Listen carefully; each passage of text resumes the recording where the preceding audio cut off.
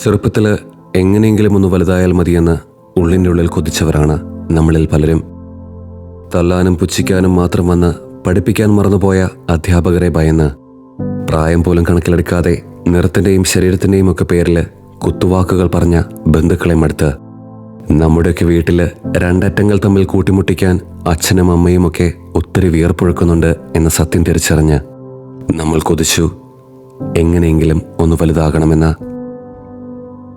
ജീവിതത്തിൽ ഒന്നുമാകില്ലെന്ന് മുഖത്തടിച്ച് പറഞ്ഞ അധ്യാപകർക്ക് മുൻപിൽ തലയെടുപ്പോടുകൂടെ ഒരിക്കൽ നിൽക്കാനും, കുത്തുവാക്കുകൾ പറഞ്ഞ് നോവിച്ച ബന്ധുക്കളുടെ മുൻപിൽ പ്രായത്തിൻ്റെ പക്വത എന്താണെന്ന് കാണിക്കാനും, മക്കൾ വളരണമെന്ന വാശിയിൽ അച്ഛനും അമ്മയുമൊക്കെ വാരിക്കൂട്ടിയ കടവും ബാധ്യതകളും എങ്ങനെയെങ്കിലും അടച്ചു തീർക്കാനും നമുക്ക് വളരാണ്ട് മറ്റു വഴികളൊന്നുമില്ലായിരുന്നു.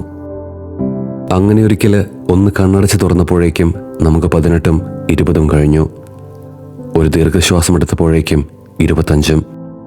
ഇന്ന് തിരിഞ്ഞു നോക്കുമ്പോൾ എങ്ങനെയെങ്കിലും ഒന്ന് വലുതായാൽ മതിയെന്ന് കൊതിച്ച നമ്മളിലെ ആ കൊച്ചു മനസ്സിനോട് ഒരിക്കൽ അതോർത്ത് ഒത്തിരി വിഷമിക്കുമെന്നൊന്ന് ഓർമ്മിപ്പിക്കാൻ ഇന്ന് നമ്മൾ വെമ്പുന്നുണ്ട്.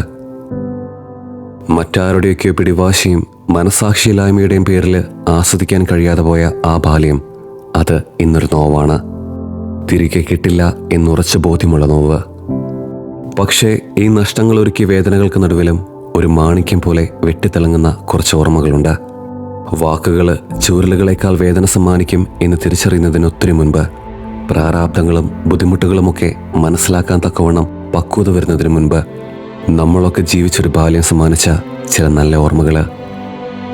ഉച്ചയൂണിന് പാത്രത്തിൽ അമ്മ വെച്ചത് എന്താണെന്ന് ആശങ്കപ്പെട്ട് ക്ലാസ് മുറിയിലിരുന്ന ദിനങ്ങൾ, ആറ്റുനോറ്റ് കാത്തിരുന്ന PT പീരീഡിൽ കയറി വന്ന് ആവുന്നത്ര വെറുപ്പിച്ച കണക്കധ്യാപകർ കെട്ടിപ്പടുത്തിയ മുഷിപ്പിക്കുന്ന ദിനങ്ങൾ, ദേശീയഗാനം കഴിഞ്ഞ് കുടയും മറന്ന് മഴയത്ത് വീട്ടിലേക്ക് ഓടിയ ആ വഴിയോരങ്ങൾ കരുതി വെച്ച കുളിരേകുന്ന ദിനങ്ങൾ, വേനലവധിക്ക് മാടി വിളിച്ച അമ്മ വീടുകൾ ഒരുക്കി വെച്ച ഒരു പറ്റം മറക്കാനാവാത്ത ദിനങ്ങൾ, ഒന്ന് വളർന്നാൽ മതിയെന്ന് ചുറ്റുപാടുകളുടെ സമ്മർദ്ദം മൂലം ഒരിക്കൽ കൊതിച്ച അതേ മനസ്സുകൊണ്ട് ഇന്ന് നമ്മൾ കൊതിക്കുന്നു ഒന്ന് തിരികെ പോകാൻ കഴിഞ്ഞിരുന്നെങ്കിലെന്ന്.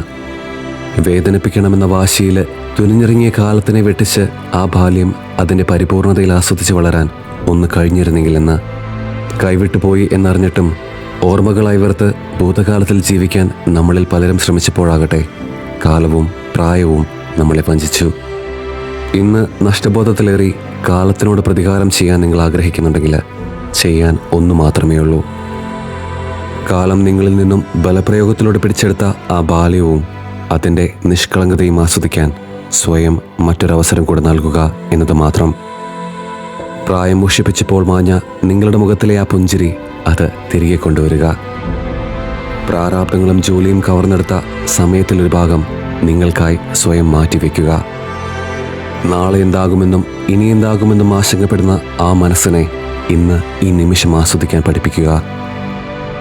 പക്വതയെന്നാൽ ഭീകരതയും ഗൗരവവുമാണെന്ന് തെറ്റിദ്ധരിച്ച് മക്കളെ ഭയത്തിൻ്റെ മുൾമുനയിൽ നിർത്തിയ മാതാപിതാക്കളെ പോലെ ആകാതിരിക്കുക.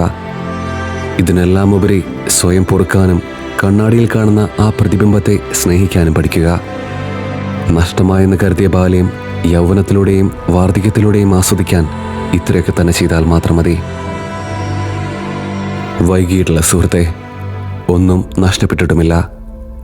കൈവിട്ടു പോയെന്ന് വിശ്വസിക്കാൻ പ്രേരിപ്പിക്കുന്ന ആ മനസ്സിനെ പിടിച്ചു കെട്ടിയാൽ നേടാനും ആസ്വദിക്കാനും ഇനിയും ഒത്തിരിയുണ്ടെന്ന് നിങ്ങൾ തിരിച്ചറിയും.